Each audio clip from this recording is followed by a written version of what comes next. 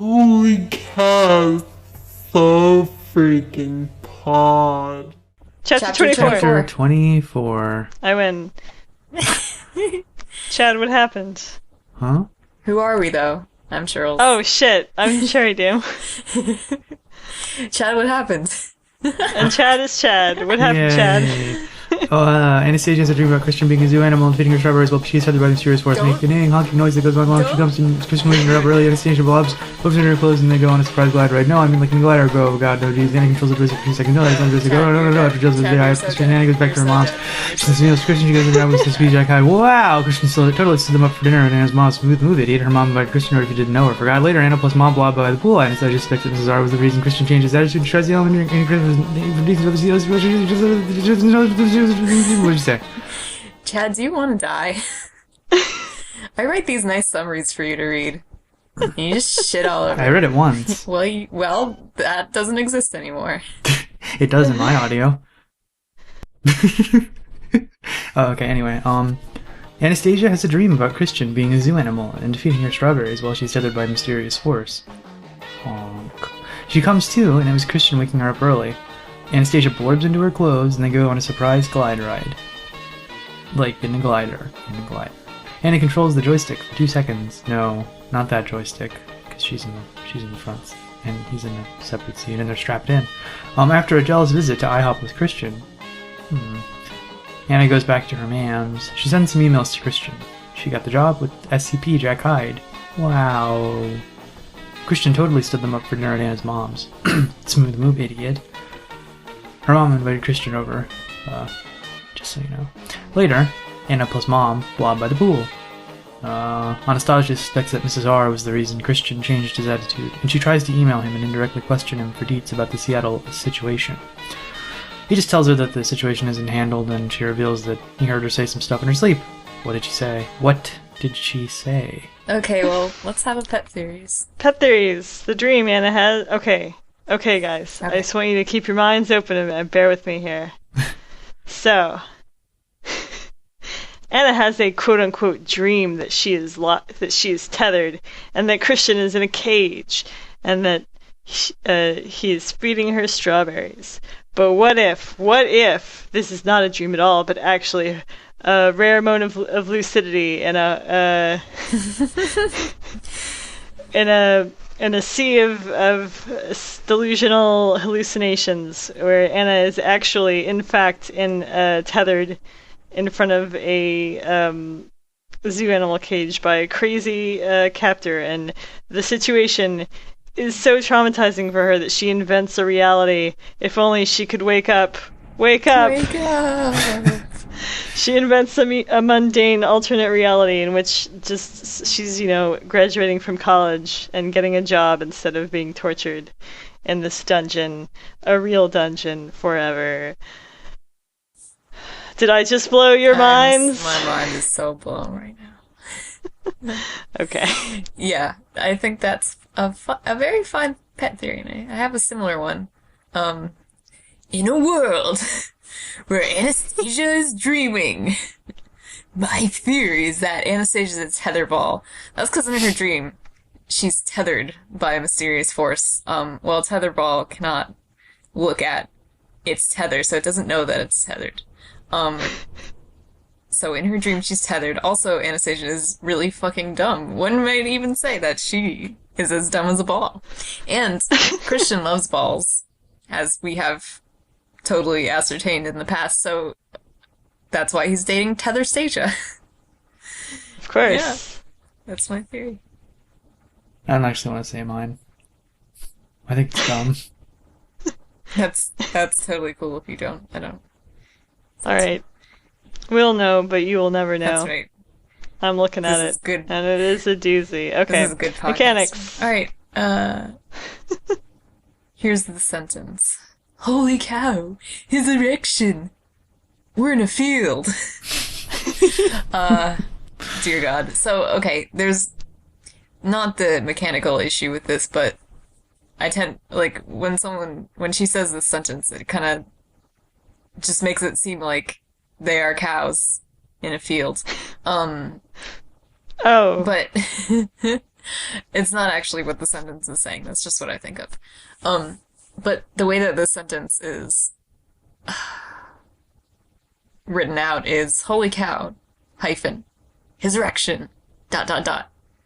We're in a field. I don't think this is, regardless of whether it's right, and I don't think we're in a field can ever be considered correct. It's really bad. It's unacceptable. It just sort of made me think of the Old Spice commercials where in the end he says, "I'm on a horse." Oh yes, earlier when we discussed this, we argued a little bit about the correct way, and I think I suggested "Holy cow!" ! His erection dash. No, we're in a field. No, I don't think so. What about but we're in a field? But we're in a field. Like, I'm not ready for this. He can't have an erection in a field. Yeah. That's illegal. Well, the implication is I don't want to. How could he want to do this when we are in an open field? Yeah, this is inappropriate. This is inappropriate. I like that though. There's another one of those really weird segues that she does. So, they're in the glider, and it's dawn. And Anna thinks, "I remember Jose rambling on about magic hour, a time of day that photographers adore. This is it." Then she says some more stuff, and then abruptly, I am reminded of Jose's show. I need to tell Christian. I briefly wonder how he'll react. Why did she even bring this up? Like, I don't understand why this is just another clunky segue, an excuse to think about Jose for no reason. Like, he's not even really in the picture for jealousy anymore. Well, that's... Like, why keep introducing this tiny subplot that nobody gives a shit about? He's just his character, the meta implications of his character are the same as his actual character, which is that he's continually being cucked and like staying around, made to be hanging around when really he serves no purpose, and this is something that continues in the rest of the book. He's just a sad beta male. Sad beta male. Gamma male, perhaps. Omega male. But, okay, so, last time we discussed this with each other, before we recorded this show, we were talking about the part that Cherrydoom quoted. I remember Jose rambling out about magic hour, a time of day that photographers adore. This is it. So, it's the same as the holy cow, his erection, we're in a field. Adore, dash, this is it, ... just after dawn, in a minute, with Christian. So, yeah, I don't like that sentence layout. I think it just doesn't make sense to me. I think it's stupid. There's almost never reason to use ellipses in that way. Okay. Just as a sort of situational aside, both times that there's been this weird clunky segue about Jose, they've been flying both times. What does it mean? Who knows? Who cares? No one cares. No one cares about the Omega males. But anyways, here we go. So, in this chapter, they send some emails to each other. I don't remember about the summary because I'm tired, but, they are horrible. I took an example. Okay, so I suppose I said last time, like last episode, I mean, I know that these emails are supposed to just break Anastasia's monologue, but I don't know if it's as effective when these emails are like piles of shit. Like, here we go. I'm gonna read one from the book. Dear Miss Steele, I have arrived safely, and please accept my apologies for not letting you know. I don't want to cause you any worry. Comma. It's heartwarming to know that you care for me. Period. I am thinking of you too, and as ever looking forward to seeing you tomorrow. Period. I've arrived safely. Ugh. I have arrived safely. I've arrived safely, and please accept my apologies for not... Okay, so the way that this should really go is, Dear Miss Steele, I have arrived safely. Period. Please accept my apologies for not letting you know, ... I don't want to cause you any worry. It's heartwarming to know that you care for me. I'm thinking of you too. I'm thinking of you too.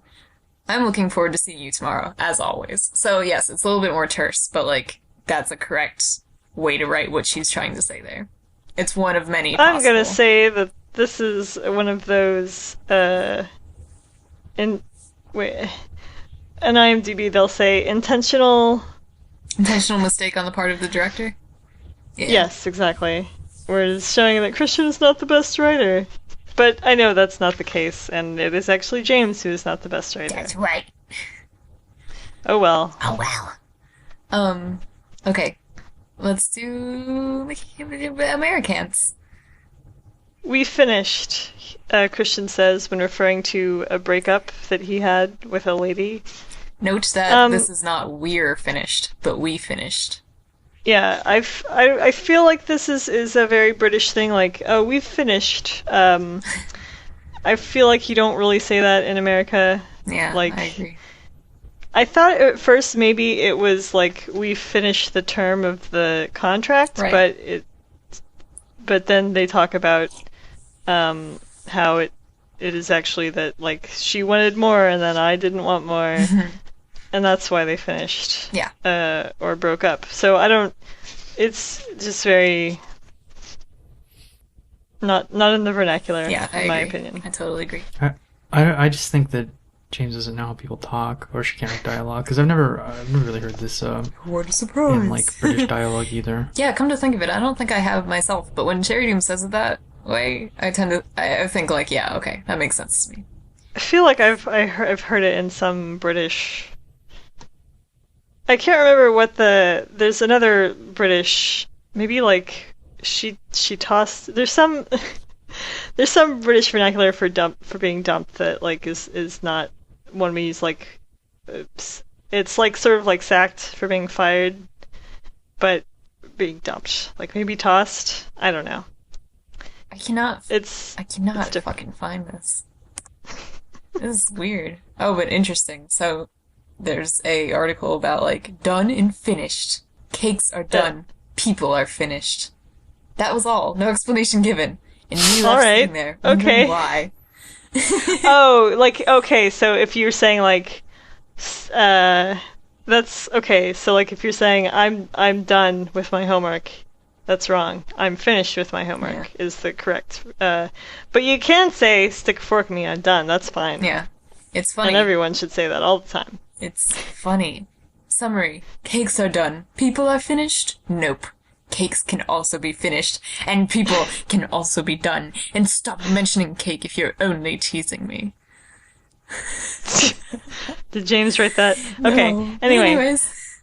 Next. Nexto. Alright. Here's the quote. I'm not even gonna explain it, because fuck you. Right. I shall maintain radio silence until this evening. I fume. Jeez. Supposing I've said I hate him, or worse still, that I love him, in my sleep. Oh, I hope not. I am not ready to tell him that, and I'm sure he's not ready to hear it. If he ever wants to hear it. Scene. Yep.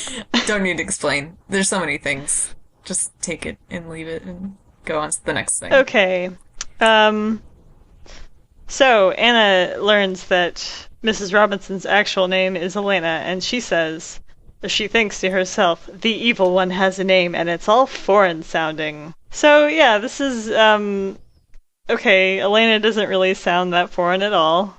I mean, it might be slightly uncommon, but, like, I wouldn't think, if I heard the name, I wouldn't think foreign. I would think, oh, that's an interesting, slightly uncommon name. And it's not even that uncommon. So it's kind of like there's a very kind of xenophobic British sentiment, I feel, to this, where, you know, there's Britain and then there's the continent of Europe. Yeah. And they're distinctly separate. Don't, you know. Never shall the two cross twain.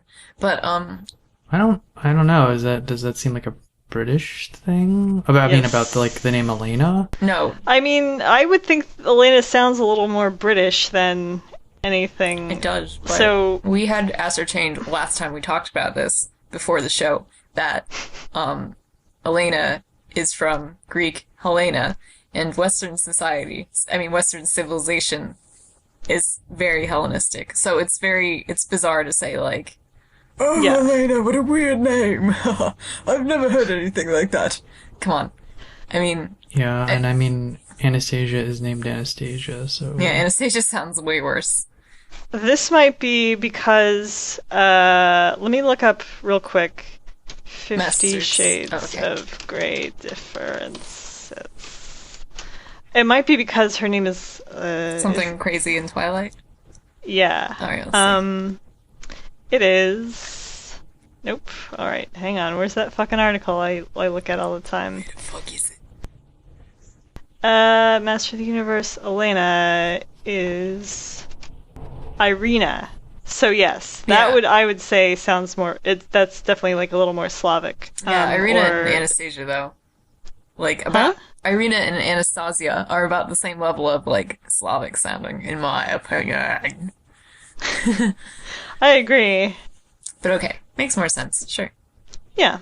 Well, that explains that. Still, But kind of still. weird and Well, xenophobic. plug it in. Irina! Holy fuck. The evil one has a name and it's all foreign sounding. Like, I wonder if that's some, British flavored racism about Slavic people. Yeah, that's kind of what I'm thinking. Yeah. Okay. Anyway, Chad's turn again. I think this is Christian ordering at IHOP. He says we'll have 2 portions. And portion is sort of an unusual term for most American English speakers, especially in the case of like ordering at a restaurant, where we would normally say like orders or Yeah. yep. something like You'd that. say we'll have 2 orders, 2 helpings perhaps if you Right. are at home. To clarify, though, we do use the term portions, but we don't use it in terms of, like, orders. Like, I'll have 2 orders of... You might say, today I had 2 portions of cake. I would say 2 pieces of cake. Yeah, pieces, portions, or, like, portion control. Like, that's fine. Yeah. But, anyways, just bringing it up. Or you would say something like, "Oh, this restaurant has big portions," but I feel like you wouldn't say, "I'll have a portion." Yeah, indeed. Maybe this is just a Britishism for, potions. Potions. We'll have 2 portions. 2 pancake potions, please. Okay. Here we go. This is an email. It is an email. Again. Here we go. It would be most ungallant of me to say, and I have already been chastised for that. But if you behave yourself, I may tell you this evening. I do have to go into a meeting now. Laters, baby. Christian Grey, CEO, Cadden, Scoundrel. Grey Enterprises Holdings. Alright. Okay. I don't think... Kind of melted at the end there. It's okay. It didn't matter. Once again, and I guess just to be a good person, I'll tell you all the things if you don't notice. It would be most ungallant of me to say. He's already been chastised for that. And if you behave yourself, he may tell you this evening, and he do have to go into a meeting now. So, like, he do. Yeah, so it just sounds very, like, this is shitty stuff for an American to say. I think this is supposed to sound like old-timey a little bit. Yeah, definitely. Just because they're being cute with each other, but it's still dumb. But I wonder if you read this in, like, a southern accent, I wonder if that becomes... I think so, definitely. It would be most ungallant of me to say, and I have already been chastised for that. But if you behave yourself, I may tell you this evening. I do have to go to a meeting now. Laters, baby. Yeah, with the exception of laters, baby. Yeah. Okay, so that's interesting, but I still think it's pretty British. I agree. Wording. I forget what is happening here, but I think he's getting out of a plane or getting into a plane or something. I don't know. They're in a field.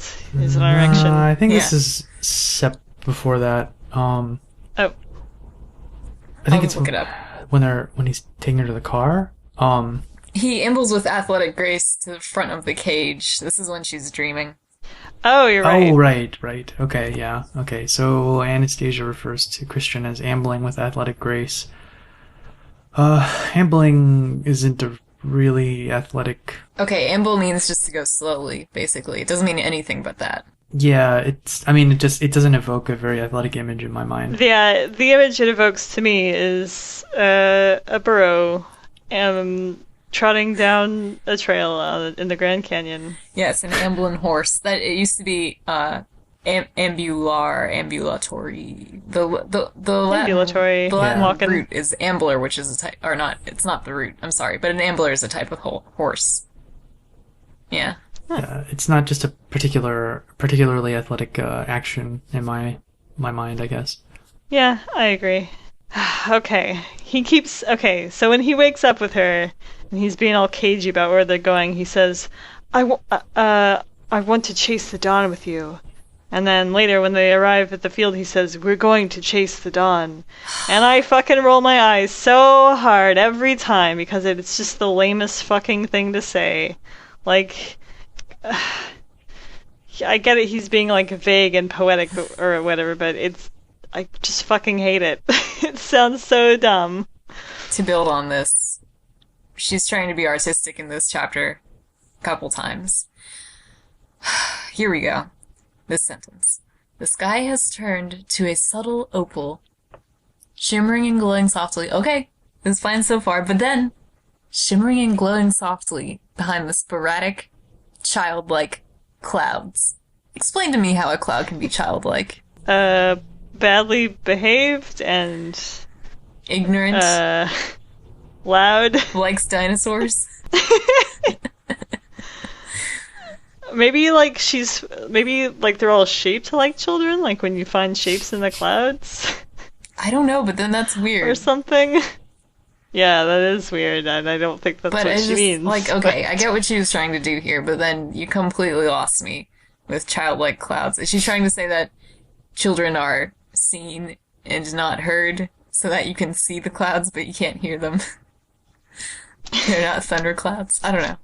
Maybe they're just, like, really tiny and wispy. They haven't grown to adult cloudhood yet, which I don't think Cloud is a thing. children. I think she has a bad idea of like weatherology, meteorology. If she doesn't know that a cloud, it doesn't hatch from a cloud egg and get bigger. I should find this. Okay, so they're talking about how Anna is telling Christian about her dream. I shake my head at his largesse, and I frown as a scene from Tess crosses my mind. The strawberry scene. It evokes my dream. To hell with Dr. Flynn. Freud would have a field day with this. And then he'd probably die trying to deal with 50 Shades. This is funny because in my copy, I shake my head at his largesse, blah blah blah. It evokes my dream. To hell with Dr. Flynn, dash, Freud would have a field day, dash, and then he'd probably expire trying to deal with 50 Shades. Interesting. But anyway, I think that she's actually saying that Freud would have a field day with the book 50 Shades. Or no, he would have a field day and then he would die trying to deal with 50 Shades. When we were discussing this before the show, we had a huge argument. I think Chad doesn't like it. How can he make bacon and eggs sound like forbidden fruit? I just imagine, like, Anastasia enters a sacred place, a temple, and Christian is the acolyte, and he's like, are you ready to see the forbidden fruit? And she's like, yes, I'm ready! And he raises the pauldron, the sacred pauldron. I think that's the wrong word. And underneath it is bacon and eggs. That's it. Maybe Christian just really likes bacon, like people do, like, you know, the bacon fat. I mean, more practically, how can he make bacon and eggs sound like forbidden fruit? Easy. You just say it in a seductive way. Bacon and eggs. That's how. Anastasia says, pulling me out of my reverie again.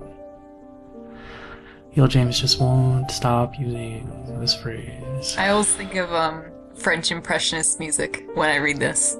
I don't know why. Because, like, a reverie is, like, sort of the... I swear to God, that's, like, a thing. Hey, guess what? It is a song by Claude Debussy. Reverie. Maybe I'll put it in the podcast. That's why I think of that. So maybe, yeah. Reverie is used a lot in literature, like when a character is thinking and then... it's almost always when someone is interrupted when they are thinking a monologue to themselves. Like, I'm interrupted in my reverie, or I'm pulled out of my reverie. It's interesting how it's very rarely used, like, I go into a reverie or whatever. It's almost always like coming in the context of coming out of, like, it's never like, well, that's the end of that reverie. It came to a nice close.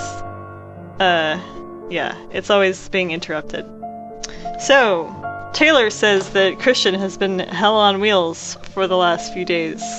And then Anastasia says, oh, this is news. Why? Surely not because of me. Revelation Thursday. Like, no, it's been like Revelation past month of your life. You have a revelation every goddamn day. Almost every You're hour. saying that something is a revelation in, like, having met his parents a week after you met him or whatever. You know what? I'm surprised that she didn't use his body as a revelation. Like, why would you not go for that easy, low-hanging fruit? I don't get Why it. would you not go for that bacon and eggs forbidden fruit? I don't get it. It's a poetic way of saying that somebody's hot. Is it? I think so. I mean, maybe that's not actually what it means, but, like, his body's a revelation means, like, wow, I'm so shocked that he's hot. To me. Anyways, I'm sorry. She probably would have used that, like, earlier. Yeah, like, Like at the beginning of the book, like when she first sees him naked or something, it's literally a revelation because he's literally revealing his body. That would make sense. Steve Rogers steps out of the... What do you call that thing? The chamber, cryogenic yeah. tube? Steve Rogers steps out of the chamber, or he's unreleased from the chamber, and his body is a revelation. That's what I think of when I think of your body's a revelation. Free association. It's very Freudian. Here we go. Uh-huh. Wake up, baby, he whispers, and the effect of his sweet voice spreads like warm melted caramel through my veins. The effect of his sweet voice, I don't know, I think that this is a little inappropriate. It almost kind of sounds like a heroin metaphor? Ah, yes. A little bit. It's not really something you want in your veins. But anyways, apparently, there's a song by 50 Cent, which is about heroin. There are also other songs, like, Golden Brown, Shines Like the Sun, blah blah blah, blah blah blah. They used to play it, in the retail clothing store I used to work at when I was 18 years old. And I didn't know that song was about heroin, and I liked it, and then I found out and I was a little upset. When I was in a Kohl's once with my mom, they were playing Love Machine, and my mom was like, I can't believe they're playing this song at a store, and I was like, why not? And she said, because it's about drugs. Mom! But Mom, sex. it's not. It's about sex, and I think she just didn't want to mention sex. She's funny. And also, one time we were watching Grease, and at the song Beauty School Dropout, the singer says something about no one would go to you unless she was a hooker. And I said, what's a hooker? And my mom said, oh, it's someone who, like, draws you in. They hook you. And I was like, okay. Silly. But a hooker is also somebody who makes rugs with a with a crochet hook. So that's what you should really say if your future child asks you, Mom, what's a hooker? It's someone who makes rugs, sweetie. That would be an interesting confusion later in life. Sweetie, they use a hook and it pulls the yarn through, and you can make a rug that way. Okay, Mom. Yeah. Anyways. Chad. Christian says to Anastasia, don't rain on my parade, Anastasia. It just really bothers me when Christian uses these sorts of idioms and colloquialisms.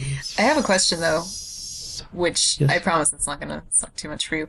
To what extent, like, I think you said before it bothers you a little bit when people use it in real life, but, like, could you take, like, a little bit of this, like, in a normal, well-written book? Like in dialogue? Yeah. I mean, it really bothers me when Christian does it because he doesn't seem like the type of person that would do it. I see. But what? But why is that? Like, what is the type of person that does it? Somebody a little more... Cheesy? I don't know, cheesy? less refined, more folksy, I guess. Oh, okay. Yeah, like, burn the hands worth two in the bush. Right, but would you prefer that, like, in a written novel, if somebody is going to use cliches, that they flavor it to the flavor of the novel? Like, in Harry Potter, like a wand in the head is worth 2 in the shop, or something? Like, I think this is a completely different a question. sub in the dungeon is like a... blah, da, da, da, da. No, that would be worse. I think not. Don't Rain on My Parade is perfectly in keeping with the tone of the narration of the book. Yes. But not of the characterization of Christian. Not in the characterization. I agree. I was just checking. Though, I mean, except that he does use these idioms. But that's more... And he has in the past. He so does it maybe we're just rarely. interpreting his character incorrectly. Perhaps. Maybe he's lamer than we want to think he is. I don't think that people that use them are, like, uncool. I just think that, like, given... No, but it bugs you because it's presumably lazy. what his, like, educational background is probably supposed to be, he'd just be using, like, less, he'd be using more highbrow language or, like, phraseology. Suddenly I feel very insecure. Why? Chuuurls, you have an English degree. Why are you such a fucking idiot? Hey, whoa. No. It's not what I know. mean. No, it's not what you mean. I was just thinking, like, wow, but, you know, I've done quite a lot of years of schooling, and, like, does somebody just look at me and think, like, why does she talk this way? Why is she like this? No, you don't talk a bad way at all. Okay, good. But I do say goofy things. Well, that's your own choice. That's well, maybe it's Christian's choice, too. Maybe. Except he's not real, so no. Maybe he's trying to appear more approachable Oh, man. and not like a big, rich guy Wow. who cannot be talked to. That adds many... He talks extremely formally in other circumstances. That's true. He's a master of his language. He can do as whatever. If that were true, then he wouldn't have to rely on cliches. He's doming his language. Maybe he wants to be cliche to, as I said, appeal to the people. Maybe. They know what that means. Perhaps. Anna is a dummy. She'll know what that means.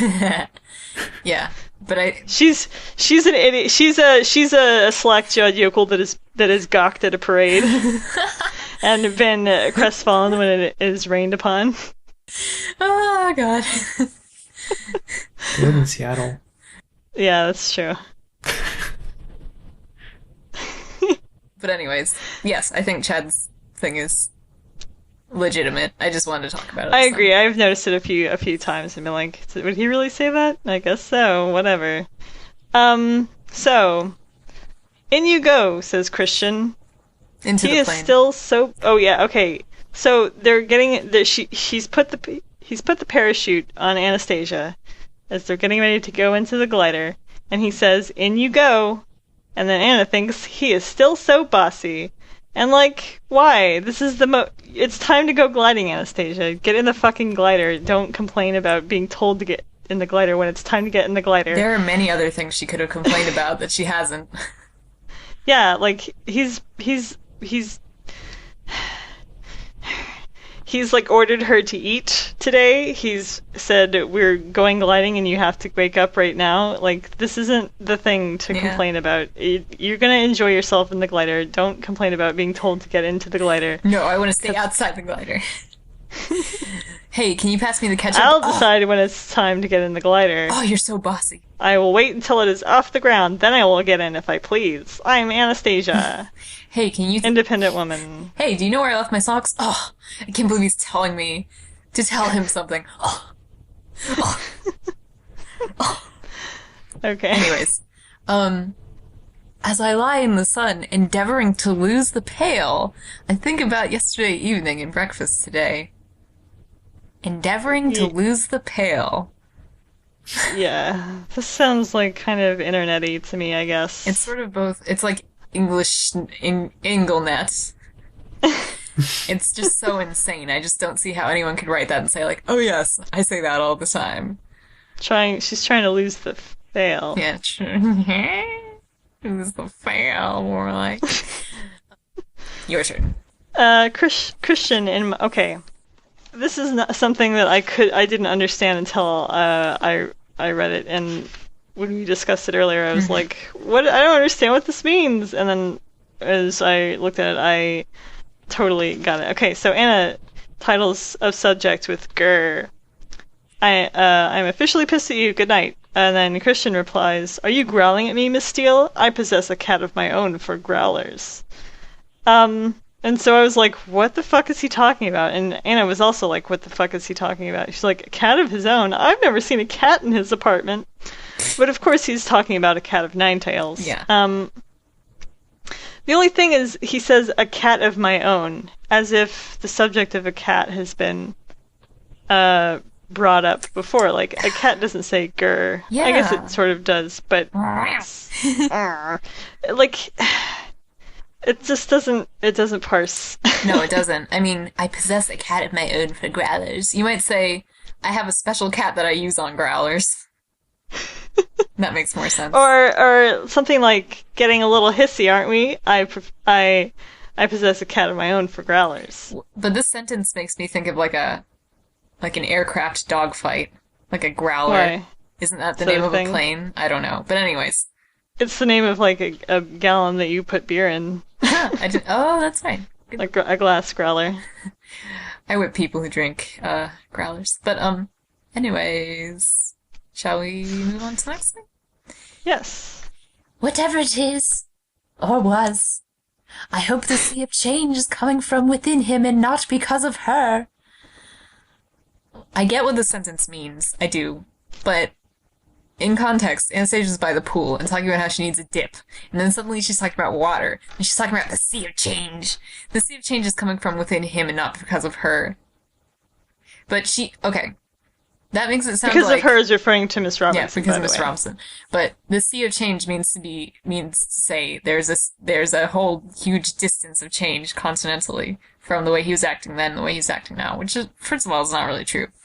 Second of all, it sort of sounds like within him a huge ocean is just coming out.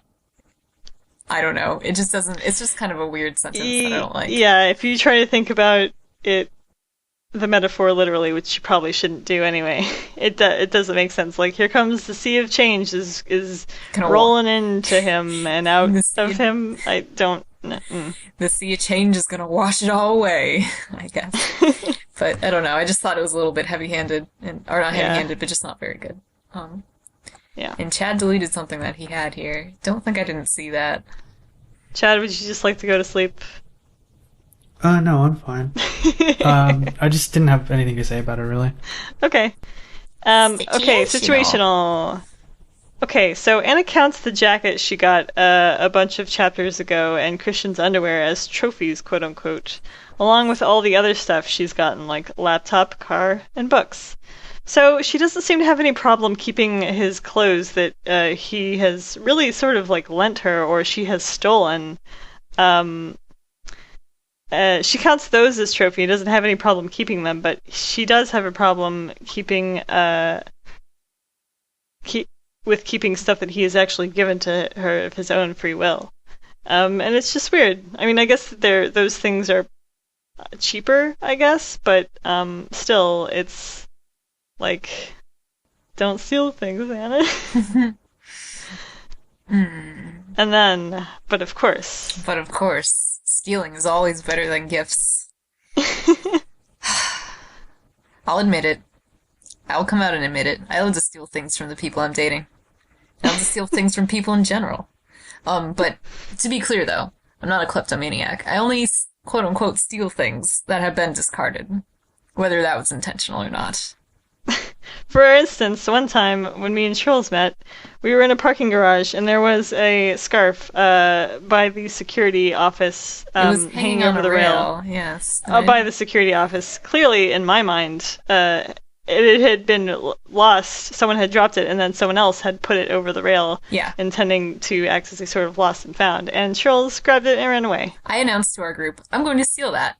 Everyone said, no, don't do that. I said, no, I'm going to do it.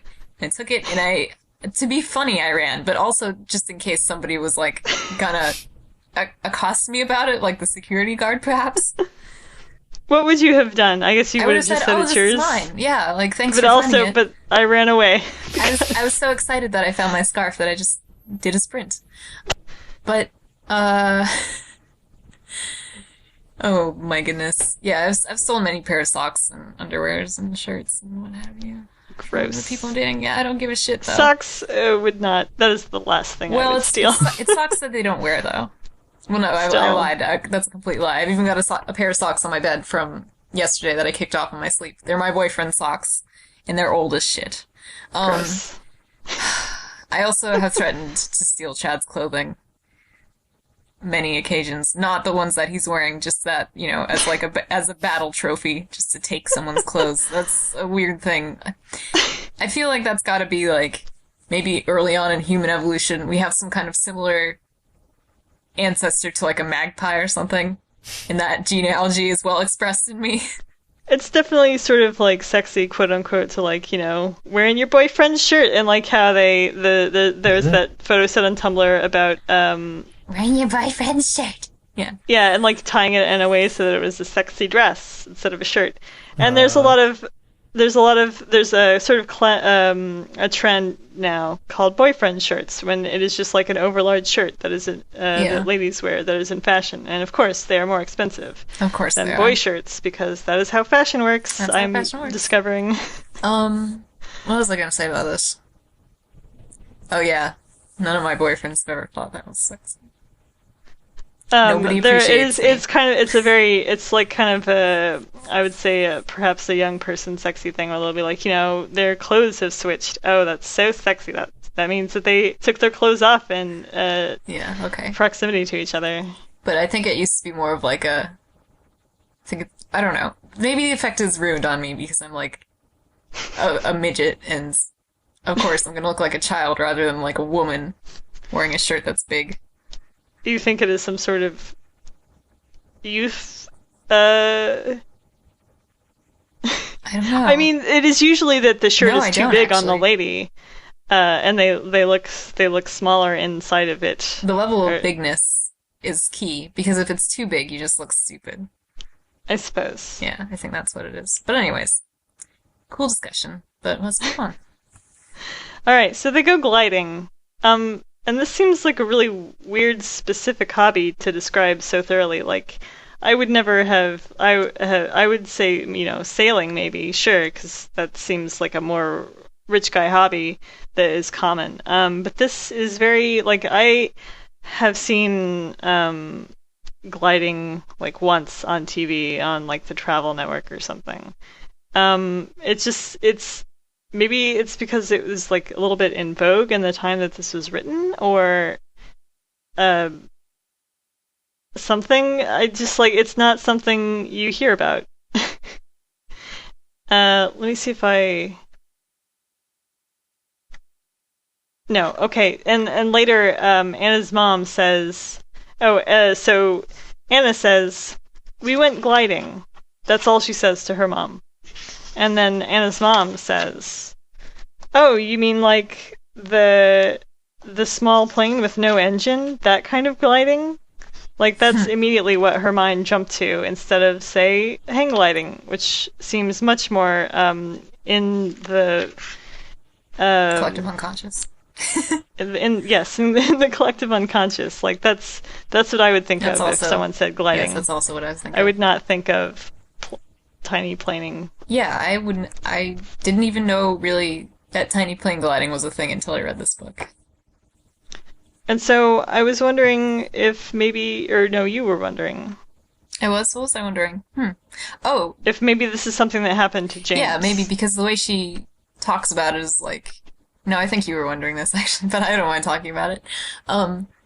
It is a weirdly specific thing to know so much about. I think maybe somebody in James' life was like, "Hey, let's go gliding." Like, almost the exact same thing as this. Perhaps they said, "Let's chase the dawn, baby." I agree. This smacks very much of, like, this happened to me, so I can write about it. Or maybe there is something in, like, a movie or something, but nothing I can think of where they go gliding. I mean, that sounds like such an 80s movie thing, like, baby, but, like, hang gliding and not, like, gliding. You know what? Something I just thought of. Maybe this is supposed to be some sort of analog for when... for when Edward says, "Hang on tight, spider monkey." Really? And they go whipping through the trees. That could totally be true. I didn't even think of that. Does he actually say that? Yeah. Okay, so what happened was they needed something for him to say when when she grabbed onto his back and they were gonna go, jumping through the trees. And so the screenwriter, or maybe it was Stephanie Myers, I can't remember, like went home that night and like wrote a bunch of shit for him to say, and then they gave it to Robert Pattinson, and he just picked the dumbest one. He's great. Yeah, anyways. he is. Okay, I guess I had something else to say. When they're doing the plane shit, which I won't talk about and I don't care about, she says, or she narrates, "Abruptly, I'm reminded of Jose's show. I need to tell Christian. I wonder briefly how he'll react to the fact that she wants to go to Jose's show because he's a jealous piece of shit." So I thought it was a good time for a Chuuurls Manipulation 101 class. When you're dealing with a partner who is jealous of your male friend or whatever, but not like in a pathological way, just like in a way that's like fairly healthy, but like, I don't like it when you hang out with him. And that one friend has a gallery show going on. What you do is you ask your partner to go on a date to that show, and you dress in a way that is appealing, and then you mostly pay attention to your partner. You can give some attention to the, as is appropriate to the show guy, but chances are he's going to be dealing with, rubbing shoulders with other artists and important people. So it gives a good time for you to show your partner that you prioritize them over the other person. Ta-da! That's a good idea. Yeah, I just think they should just fucking deal with it. Obviously they should. I think you have another idea that was... Did I? No, yeah, Chad No, did. Chad He had did. a great idea. I don't yes. remember what it was. You said... It was you were going to open a competing gallery and make your friends gallery show and make your friends choose. Yeah. That is pretty But good. my answer to you about why you wouldn't just deal with it is, how long have they been dating? Like 2 weeks? A month. Oh, really? Sort of. Really? Okay. Not so- quite yet. Yeah, you're right. It's hard to It's hard to gauge. Yeah, it is. But I don't think it's it's a long. very short time. They've known each other for like a month. They've been dating Yeah. for like a week and a half or Yeah, something. dating for a week and a half. Yeah. So you can't really buckle down in a week and a half and be like, listen, like, we need to discuss your problems. Sometimes you just need to, establish that you're going to act a certain way to make the other person feel secure, and not just have this conversation that's like, oh, you need to feel secure. Like, let me just talk to you about this. Like, sometimes it's just better to act it out. I've noticed that.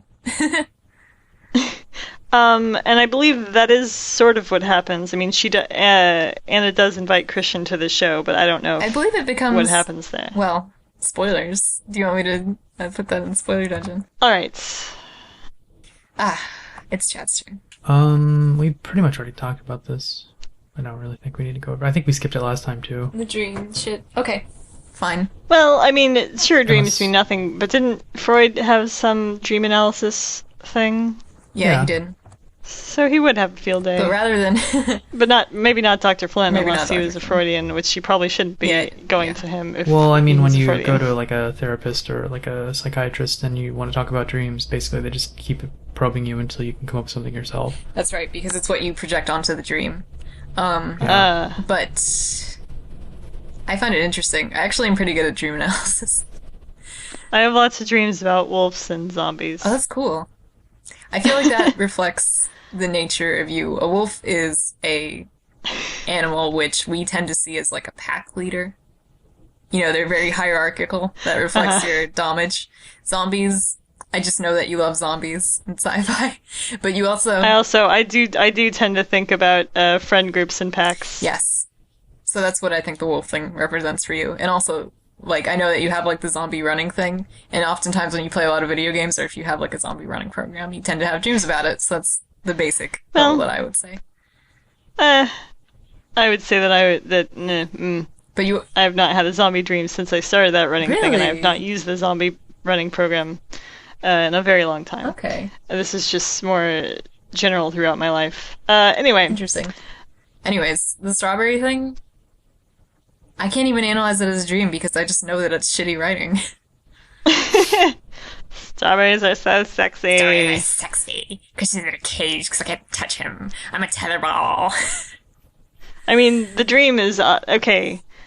the dream, to me, the analysis is extremely obvious. Christian is in a cage, and Anna can't get to him, but when she obeys him and eats the strawberry, and the cage is lifted and he is free. In other words, when she can't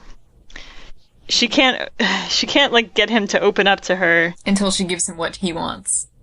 Yes, and becomes part of this, submissive relationship. I think James is trying to use this as, like, foreshadowing, inevitably. Yeah. But, like, really, if it wasn't like that, I would say it's a reflection of Anastasia's desires to override his boundaries, which is pretty dangerous, because getting a strawberry in return for letting somebody out of a cage, ostensibly to, like, protect them, is not a good trade-off. Would you say that you guys have ever had a dream that is as blatantly symbolic as anything in any like book? Yeah. Probably not. Probably yes. There was probably some that I projected some meaning onto, but not blatant like this, I don't think. I tend to think yes. But my dreams are, like, crazy, as we ascertained in the last episode. Well, that dream that I had about tying up that dude, that's not really really more symbolic. like That's just fairly wish fulfillment. That's fairly but this is wish fulfillment too. Yeah, I guess so, but it's more symbolic than that. Than just straight up wish fulfillment. Yeah, of course it is, but still, I mean, like, I would almost say the wolf thing is more symbolic then. But anyways. Yeah. Let's move on. So, the Icarus payoff, and I capitalized that. So, when they're in the glider, they go towards the sun a little bit, and it was like, oh my god, I'm Icarus, but I'm flying towards the sun, but it's not like I'm dying and my wings are melting. I'm here with Christian. We're both Icarus or something, or he's my dad, like was in the story of Icarus, which is weird. It is weird. Hey, that's something Freudian for you. And it's like, yep. So I'm wondering if like this is. So she kept dropping Icarus references throughout the book, like 3 times maybe, and we rolled our eyes every time. And then here's where it pays off. No. Or does it? It's not worth it. Like the build up is overbuilt, and it's not like, how do I put this? It's not like a build. It's like a sustained, like, I feel like Icarus. I feel like Icarus. I continue to feel like Icarus. Like, it's not really a build at all, and it's not like sustained. It just comes up every once in a while, and then she just. I don't remember, but how much you? I mean, I guess it could be like. She literally just has like lines where she's like, it's like Icarus, and then whatever was happening continues to happen. Yeah, I mean, okay. If I wanted to like try to justify this, I would say that perhaps.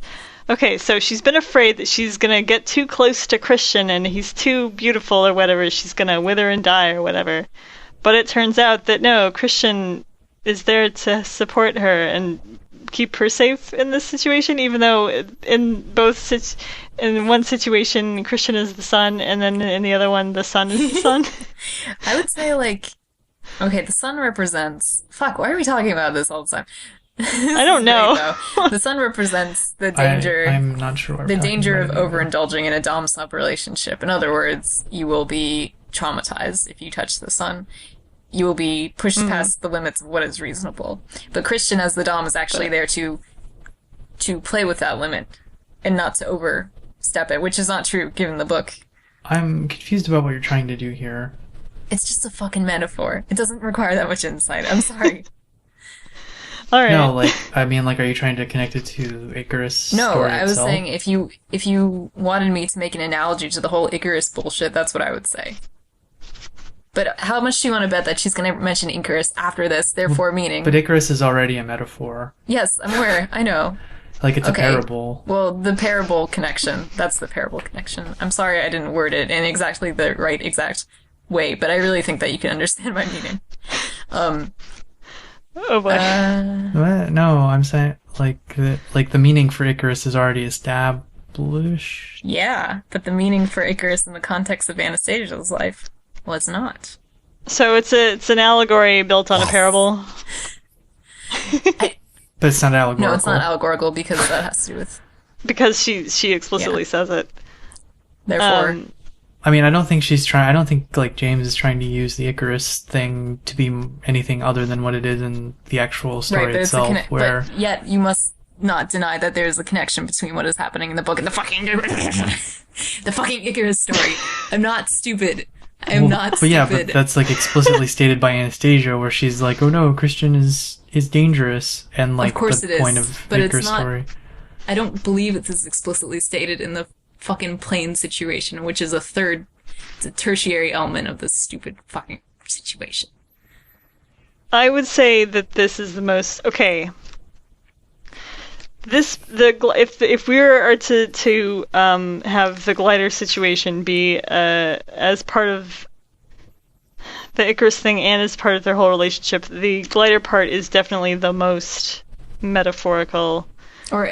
Just say analogous, because she's not saying that's really what we're saying. Yeah. Analogous. Okay, so like. In this case, this is like a 1-to-1 with Icarus, and she's saying, "But it didn't happen." No, it's not a 1-to-1 with Icarus because Icarus does fly really fun. Yeah, that's what I'm saying. She's like trying to subvert it, but it's not happening. Okay. So like in terms of the setup, I mean, it's like 1-to-1 rather than it being like Anastasia's relationship with Christian. This is like, oh, they're actually flying by the sun. In those, she's saying, okay, here I am. This situation is like Icarus. No, fuck, I lost it. I had it. Okay. Like, that's what she's actually saying. She's saying, like, the situation is like Icarus, except it's not. That's, like, what actually is said in the book, because E.L. James doesn't know how to write. Yes. Right, okay, what I'm saying is... So, she says, okay, this is like Icarus. I'm being, I want to fly close to his beauty, but it's gonna hurt me in the end, I know that. Then she says, this situation is like Icarus, because we're flying towards the sun, but it's different. She does not explicitly say, so maybe things will turn out okay if I get close to him. That's the that point. That is more analogous symbolic language. Right. Yes. I believe what we were trying to say. For the bastard. I think that's just like an omission. Yes. Because it would be even worse like writing. It's just unstated. To state it would be even worse writing. Yeah. Yeah. I mean, that's like, I don't think it... or do you think that she's not thinking... My goodness. Alright, I'm sorry. I didn't mean to be a jerk, but... I'm not really sure what we're arguing about. Me either. You're the one who brought it up. Alright, anyways, let's please move on. Here's a quote. I nod gleefully, and she squeals and hugs me in the middle of Publix supermarket. I never heard of Publix. What is Publix, guys? I phrased the question wrong. Do you guys have Publix? I do not have Publix. It is mainly Florida and I guess Georgia as well. It is a southeast grocery store. And if you think about it, there's not really a nationwide grocery store chain. They're all regional, pretty much. Everybody say their grocery store. H-E-B. Kroger. I don't know. Chad doesn't go to grocery stores. Okay. That's such a cop-out. God. But yeah, so good on her for at least, finding where they would actually be in Florida. Also, when they're in the Publix, what is it about men and fire, I ponder, as I trail after my mother through the supermarket with a shopping cart. This is about grilling. Like, why don't you fucking just tell me what it is about men and fire? Could it be that the sun is a boiling ball of fire and you already had your fucking Icarus metaphor? Can you shut up? You have so many questions, Anastasia. You don't have any answers. Why the fuck are you still here? Anyways, that's all I have to say. Also, missing the pun of fucking in Publix. We noticed. Yeah. Oh my god. There's a really... So they've just been making out in the field, and Anna can feel Christian's erection, and then they walk off to go to breakfast. And Anna says, "It reminds me of when I was 10 and spent the day at Disneyland with Ray. It was a perfect day, and this is sure shaping out to be the same." That's kind of a weird thing to bring up when you're, like, with your boyfriend, thinking about his boner. I would go so far as to say this is fairly Freudian. Maybe just Oedipal. As opposed to Freudian. Okay, but that's an aspect of it. Anyways, I'm next. No, sorry, not Oedipal, electrical. Yeah. No, but yeah, Electra complex, not Oedipal complex. Yeah, sorry. We aim to please Miss Steele. Christian smirks as we pull into the International House of Pancakes. IHOP! I grin back at him. I don't believe it. Who would have thought? Christian Grey and IHOP. This is just like fanfiction. This is just like my fanfiction, the time me and Pikachu went to McDonald's. Or my actual fanfiction, the day I met Dexter Morgan. In which a guy who really loves to play Minecraft meets Dexter Morgan and they play Minecraft together. Like, yeah, that's the only fanfiction I've ever written. But, Or my fake fanfiction, the time that Star Fox, Oh no, I remember Never this mind. fanfiction. What about, were you Yeah, were you you've the read one who that. wrote Captain Janeway stood on the deck? No, I don't know. I don't know if any one of us wrote that. It's just something that Marty pastes all the time. Something we found and loved. Anyway, Captain Janeway stood firm on the bridge. She was a competent captain, despite being on her period. The bridge crew was noticeably distracted by the overpowering smell. I hate Mondays, said Garfield. Or something like that. Yeah. That was a very close approximation. We've read it many times. But, Yes. anyways, but, like, I was just thinking, like, this was a fan fiction. It really was like that. Yep. It really was. Edward Cullen and I are at IHOP. I don't believe it. My God. Who would have thought Edward Cullen and IHOP? Chad. Christian's mouth drops open. I don't really understand how or why Christian keeps getting confused by things that Anna says and does. I guess he just seems sort of unflappable. I think I've said this before too. It's like pretty much any time that Anna says something mildly sexual, he's like, "What? I thought you were like a virginal good girl. I would never have expected you to say something sexual," even though she says it, or like all the time. What she says here is, "A spanking would wake me up," and Christian's like, "Oh my God, she said something about spanking," and his nose like bleeds and all that. He faints. It's either like he's surprised that she would say something, or he's like so turned on that he's just like gaping. I mean, it is... Good. I don't actually think that Christian is actually turned on by anything. I disagree. I believe that's the crux Really? of the book. Is that he's turned on by things and can't control the fact that he needs them to get off. That seems like a surface level interpretation to me. Perhaps we need a more psychoanalytical. Oh boy. Perhaps we need a more psychoanalytical interpretation. Chad, would you? All right. So they do not have sex in IHOP, even though they like kind of dance around the subject and like, "Oh, if I can't have you now, don't tease me." And they just kind of stare at each other grossly in the middle of IHOP while the waitress is confused. And I wonder why they don't have sex in an IHOP. We'll discuss this in the safe word. Because... But you can ask. Okay. Oh, well, and also I was going to say that... Oh, yeah, you're right. Never mind. We'll talk about that. But no, it's good to ask these questions. Because this does seem like kind of a fairly normal kink, and I wonder, like, if she's doing a checklist of like hitting all the major kinks, like spanking and sex in a restaurant would be up there. I agree. Is it me? No, it's Chad. Chad. Yeah, there's 2 songs name dropped, Toxic, and then, well, actually, no. Toxic is name dropped, and then Damien Rice, the artist, is name dropped. It's just like, yeah, etc. Blah. It's 2003 again, you say. I wrote right there.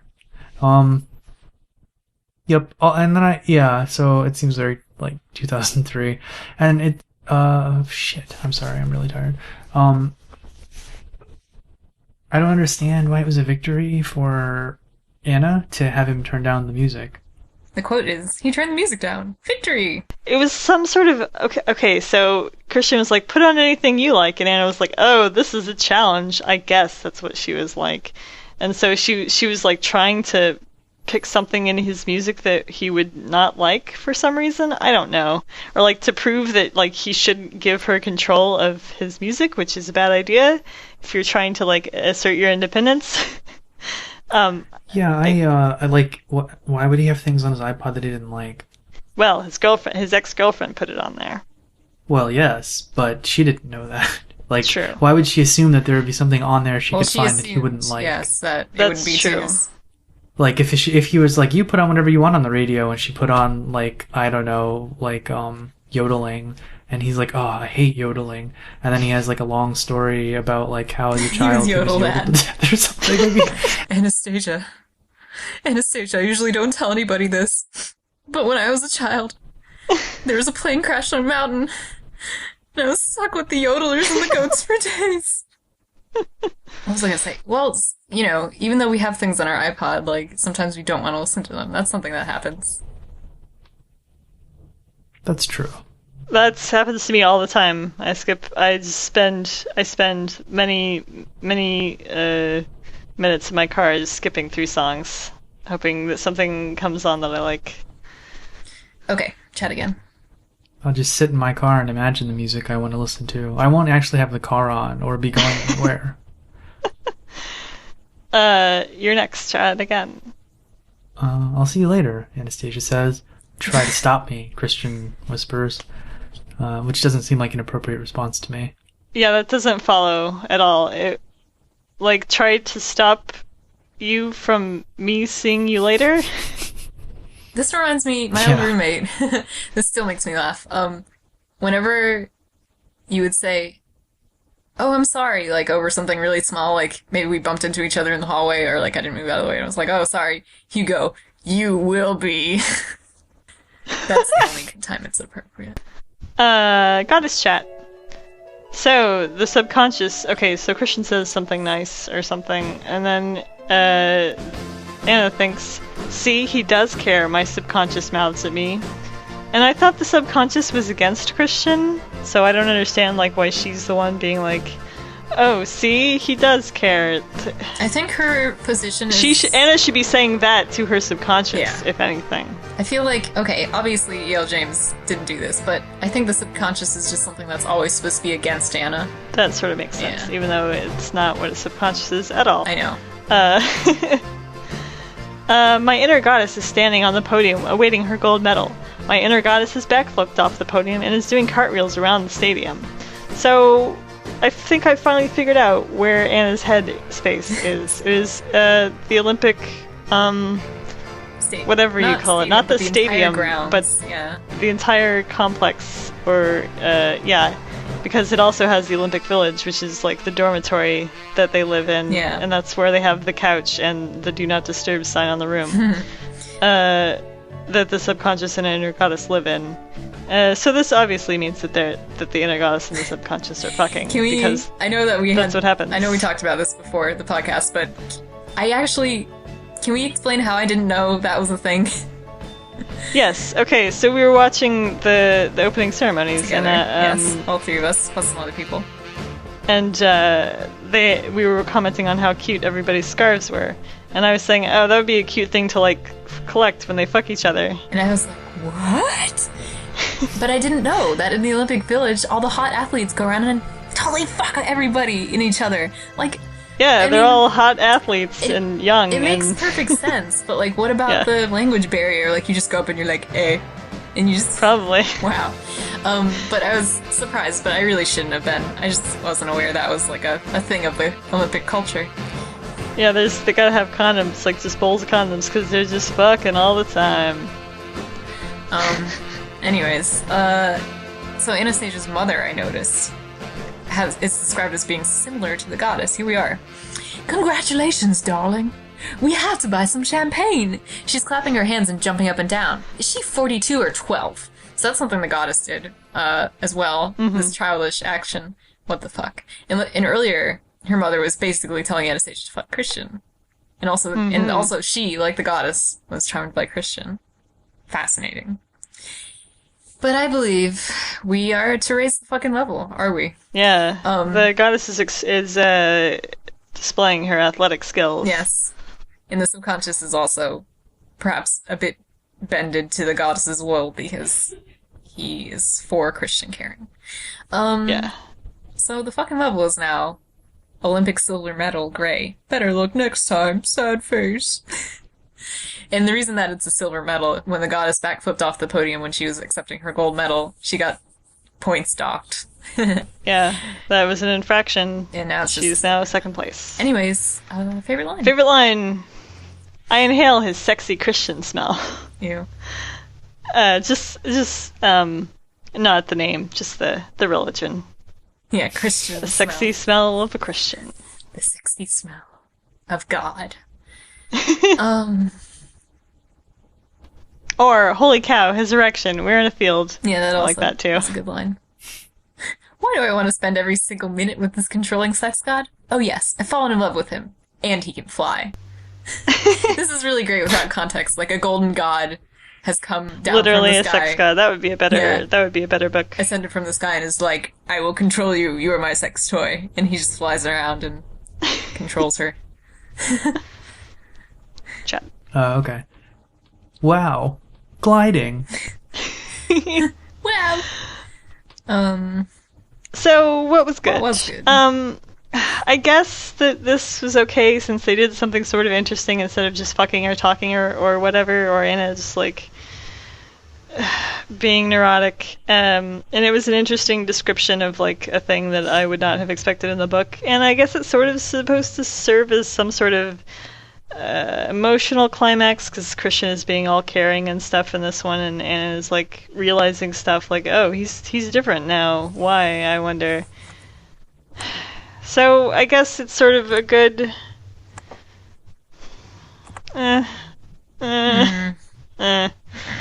whatever. The one good thing I thought about this chapter is, quote, in the kitchen, my mom is in a complete flap. I don't hear that phrase often, but it's not my favorite line, but I feel like she has finally won at sounding American. Yeah, I agree. Like, rather than she's like, I don't know. She's having kittens. Yeah, she's having kittens. Okay, it's Chad's turn. I pretty much agree with Cherrydoom. The gliding was alright.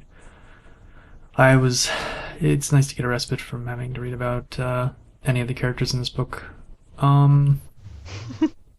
This chapter was actually really bad though. Nothing happened.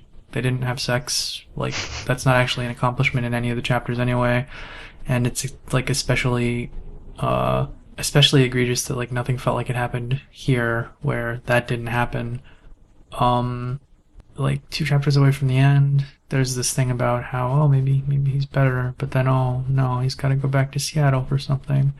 And, it's just, like, obviously just really shitty writing that's going to either, like, bring up a cliffhanger, in the next chapter, or some sort of, like, build up to a climax in the final chapter.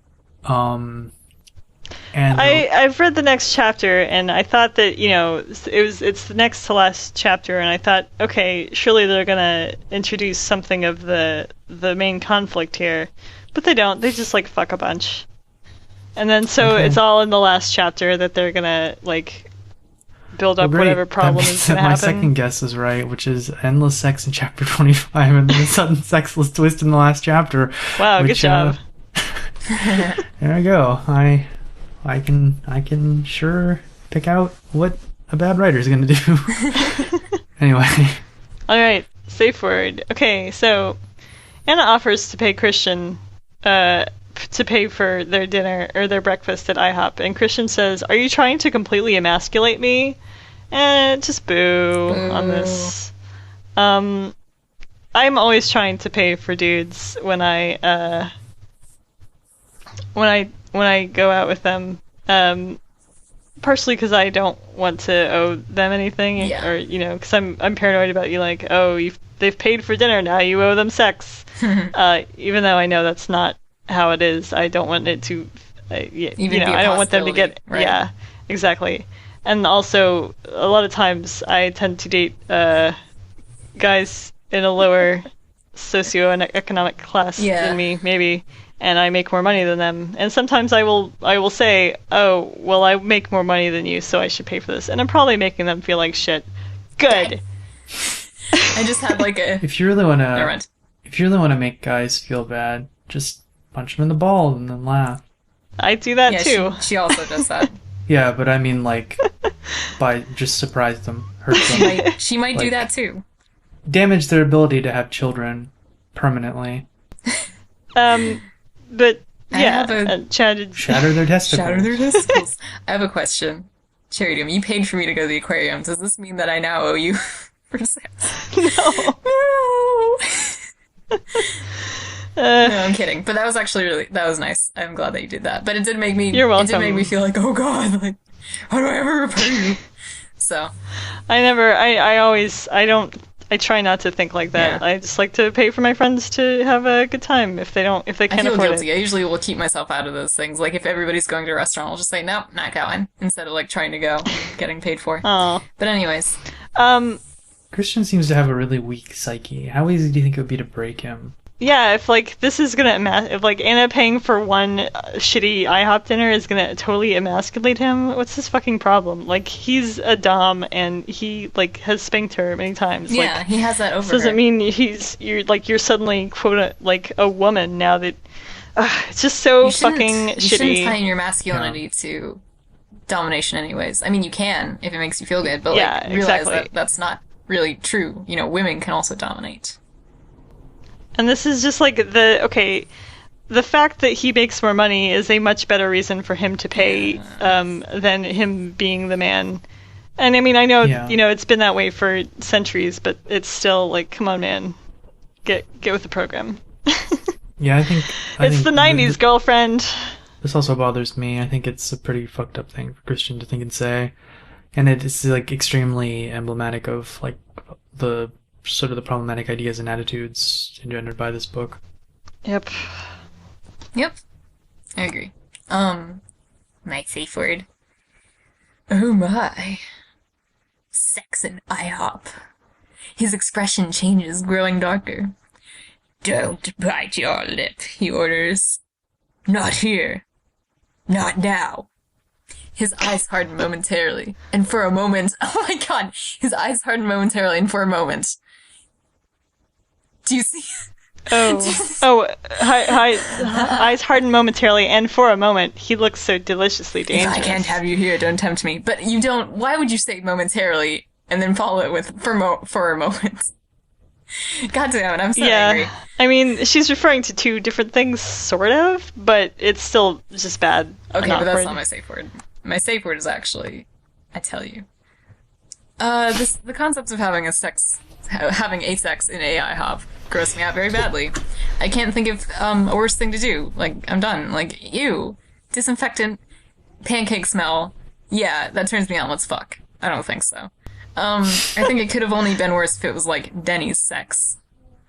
Like, I have read and enjoyed a story that had just that, sex in a Denny's I don't bathroom. deny that the concept could be made sexual, but like, it's kind of like trucker stop sex. I don't know, but Which I have also which you've written. also written. I understand the irony, by the way, of me being like super cool with period sex and talking about it.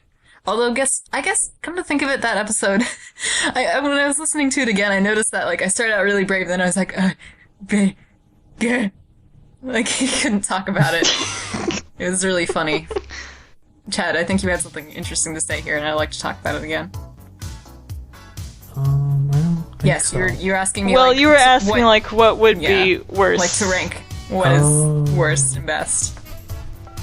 than an Yeah. IHOP. I think there are plenty of places that are worse Waffle than House IHOP. is worse than IHOP. Inside of a window. What? Here's inside of a window, between like a storm window, like two window panes. That'd be really No, uncomfortable. like, Like inside the glass somehow? yeah.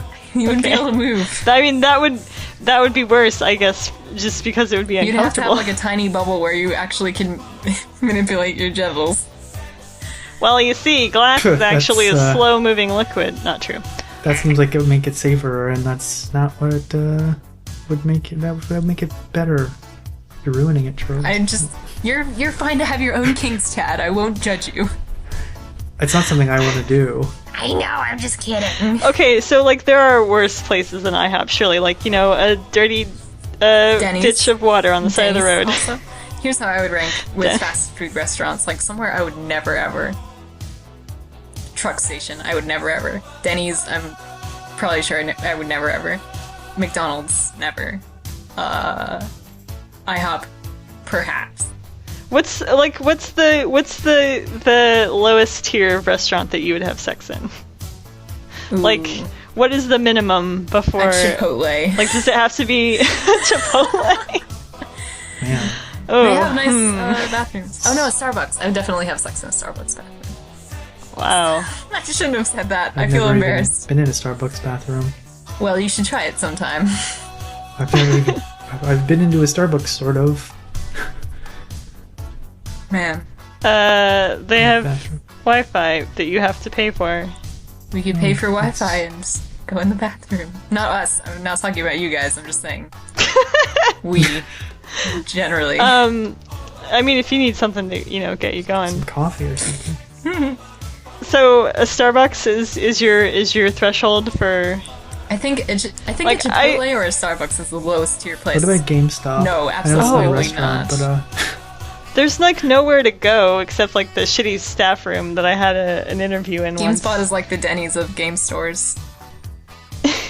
I mean, that's all there is, though, pretty much. Yeah, but then These they're days, unless like they're- nicer stores too. Like a Best Buy, you can go get a video game. like an FYE. Or Fry's. I'd have sex. Fries. Would you have sex in a Fries? Oh my Because gosh. there's so many weird environmental I've things, been and to a it's easy to Fry's. Their hide. themes are Yeah, cool. It's themed, and it's a really big store. My answer personally is that I wouldn't have sex anyway. Yeah, I guess. Just hide I forever. guess you wouldn't. Shit. Okay, Safe word. what is your safe word? The stuff that I mentioned before, and then Anastasia's surprise xenophobia at the name Elena. Yeah, weird. Okay, spoiler dungeon. Do they ever have sex in a public-ish place? Yes. They have sex in a car that's parked in public. Ooh. Just in like the middle Titanic. of like a plaza. No, it's a parking lot, but it's like an open air parking lot, I think. If I'm not wrong. I wonder what kind of parking lot it is. Like, what's the threshold for what parking lot you would have sex in a car? Well, would you do it in Walmart parking lot? Would you do it in Barnes and Noble parking lot? Would you do it in a Denny's parking lot as opposed to in a Denny's? I have to admit, I feel a little bit guilty about this subject because I've done that before. I mean, I have done I've done BDSM stuff in the parking lot of a park, which was kidnapping and putting someone in my trunk.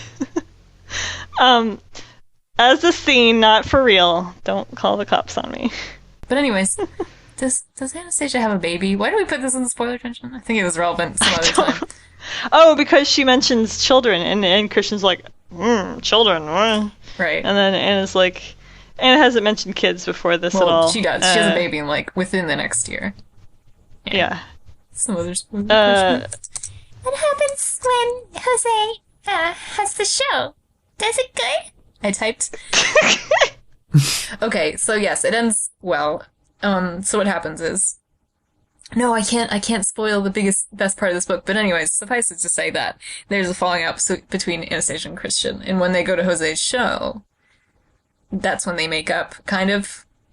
Yeah, so it is good for them. Okay, great. Great. Thanks. Okay. Alright, well, it's definitely time for us to leave. So later, Yes. baby. Laters, baby. Laters, And if you listen baby. carefully, you can hear the bass line Boom, boom, boom. of shit. What is that song? I listen to it all the time, and I watch the video of it. Fuck! It's that Katy Perry Which one? song The one that's like, about being a witch. being a witch? Oh, you mean like, Yeah, your enemy? it's Yeah. that No. one. Why can I not think of it? I've watched the video a million times. I've watched tons of videos about how it's an Illuminati conspiracy. Oh my god, what's it called? Dark Horse. Man, I couldn't remember either. Anyway, you can hear that through the neighbor's wall. Listened to it a So trillion enjoy that. times. Anyways, okay, I'm Unlicensed. sorry. I've not listened to the song, but I'm going to assume that it's actually about Dark Horse's Alien vs. Predator comics. You are wrong. It's about a woman who is dangerous. Okay, bye. That seems like a superficial analysis. Alright, yes, later, baby. Goodbye. Later. God, no more Freudian analysis ever.